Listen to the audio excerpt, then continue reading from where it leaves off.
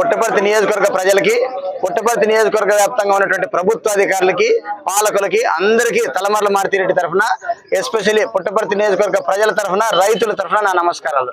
ఈ రోజు మేము మొత్తం నియోజకవర్గ వ్యాప్తంగా లేదా చుట్టుపక్కల పుట్టపర్తి మున్సిపాలిటీ పరిధిలో ఉన్నటువంటి పల్లెలకు సంబంధించిన కొంతమంది రైతుల్ని సమావేశపరిచి ఒక సమావేశాన్ని ఏర్పాటు చేసుకుని చర్చాగోష్ఠి కూర్చుంటున్నాం.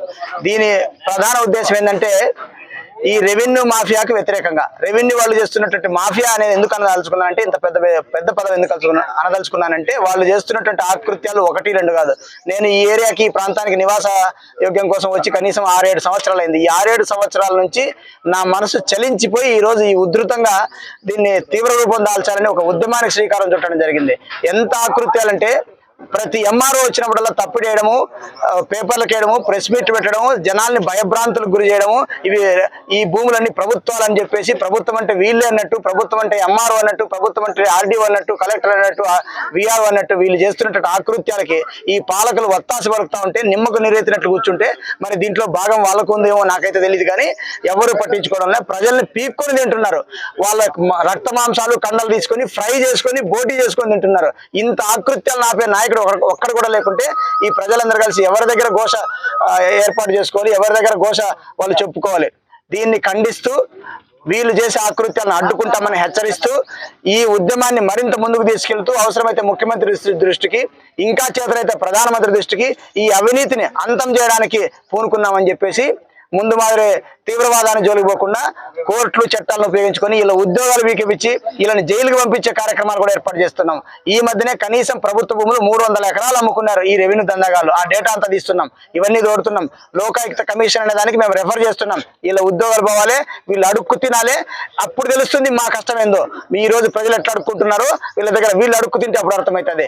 విపరీతంగా లంచగొండలుగా తయారయ్యి దానికి ఆశకు హద్దు లేకుండా ముందుకు పోతున్నటువంటి ఈ కార్యక్రమాన్ని ప్రజలను నిర్వీర్యం చేస్తూ, చట్టాలను కాలరాసి కాలదొక్కుతూ వీళ్ళని ఇబ్బంది పెడుతున్నటువంటి సంఘటనలకు వ్యతిరేకంగా మేము పోరాడదలుచుకున్నాం. దీన్ని ఈ ఉద్యమాన్ని మరింత ముందుకు తీసుకెళ్లే విధానంలో భాగంగా మేము ఒక ఫోరం, ఒక ఆర్గనైజేషన్ ఎన్జిఓలుగా ఏర్పాటు చేసుకొని దాదాపు 100 నుంచి 150 మందిని, రత్నపు చౌదరి లాంటి వాళ్ళని, రామ్మోహన్ నాయుడు లాంటి వాళ్ళని, ఇట్లాంటి పెద్ద మనుషుల్ని, సమాజం మీద అవగాహన కలిగి సమాజం మీద చిత్తశుద్ధి ఉంది, సంకల్పంతో ముందుకు వచ్చే వాళ్ళని ఒక ఫోరంగా ఏర్పాటు చేసుకొని వీళ్ళ 420 పనులను కాలరాస్తామని హెచ్చరిస్తున్నాం. Thank you.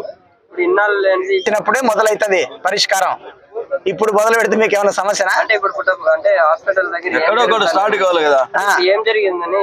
రెవెన్యూ దందాలు జరుగుతున్నాయి, మీకు తెలీదా? ప్రతి ఒక్కడు ఇంతకుముందు భాస్కర్ నారాయణ చనిపోయిన మాజీ ఎంఆర్ఓ ఉన్నాడే, ఆయన చేసిన దందాలు మీకు తెలీదా? విలేకరులకు మీకు ఇంకా బాగా తెలిసి ఉంటుంది. మీకు తెలుదా? దందాలు, అవినీతి, కరప్షన్ మాకు ఇవ్వాల్సినటువంటి, ఇప్పుడు ఎస్పెషల్లీ పెద్ద కరప్షన్ జరుగుతుంది, ఒక మాఫియా కరప్షన్ జరుగుతుంది. ఈకేవైసీ అనేది ఒక కాన్సెప్ట్ ఉంది ఇప్పుడు. ఏది రాష్ట్ర ప్రభుత్వం ఏర్పాటు చేసినటువంటి 20 సంవత్సరాలు దాటిన వాటిని భూ హక్కులు కల్పించిన కార్యక్రమంలో తంబు ఏర్పాటు చేసుకొని చేశారు. ఇంతవరకు ఎన్ని తంబులు వేసినారు? 6 నెలల నుంచి 10% మాత్రమే తంబులు వేసుకున్నారు. ఈ 90% తంబులు ఎందుకు వేసుకోవడం లేదు? మతలబ్ ఏంది? 1వ లిస్టు, 2వ లిస్టు, 3వ లిస్టు అనే కాన్సెప్ట్ తో మీరు బిజినెస్ చేస్తారని నిజం కాదా? వాస్తవం కాదా? మేము నిరూపించాలనా? ఎంతమంది రైతులు లంచం ఇచ్చారో తెలుసా? వాళ్ళు బహిరంగంగా చెప్పలేకపోవచ్చు, మా దగ్గర ఘోష చేసుకుంటున్నారు. ఇవన్నీ మీకు తెలీదా? ఈ లంచాలకు వ్యతిరేకం, ఈ వ్యాపారాలకు వ్యతిరేకం.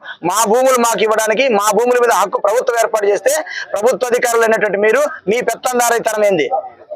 ఈ లాలూచితనంతో మీరు వసూలు చేస్తున్న లంచాల పరంపర ఏంది? ఇది మా క్వశ్చన్. జీతం తీసుకొని పని చేయాలా, వాళ్ళ డ్యూటీ వాడు చేయాలా. ప్రభుత్వం ఏం చెప్పింది, ఆ చట్టం ఏంది, దాన్ని ఇంప్లిమెంట్ చేయాలా.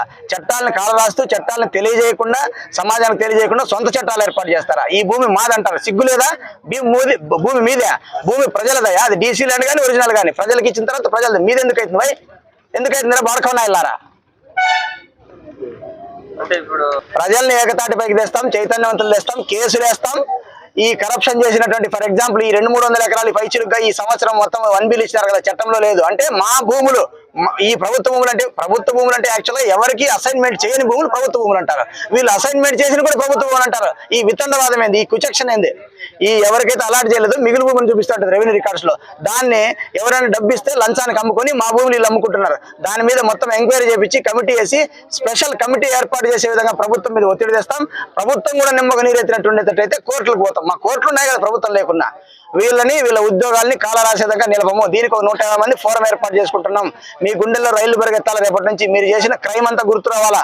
నిన్న చేసిన క్రైమ్, మొన్న చేసిన క్రైమ్, మీ మొత్తం గతంలో ఈ 10 సంవత్సరాల్లో చేసినటువంటి క్రైమ్ అంతా బయటకు రావాలా. ఎంత చట్టాలని వీళ్ళు ఉపేక్షించకుండా ఎంత గలీజు పనులు చేస్తున్నారో రేపటి నుంచి బయట తెలుస్తాం. సమస్య లేని ఇల్లు ఉండదు, పరిష్కారం లేని సమస్య ఉండదు. బంధాలు గొప్పవి, బాధలు చిన్నవి. మీ సమస్యని మేము పరిష్కరిస్తాం. రండి, మాట్లాడుకుందాం.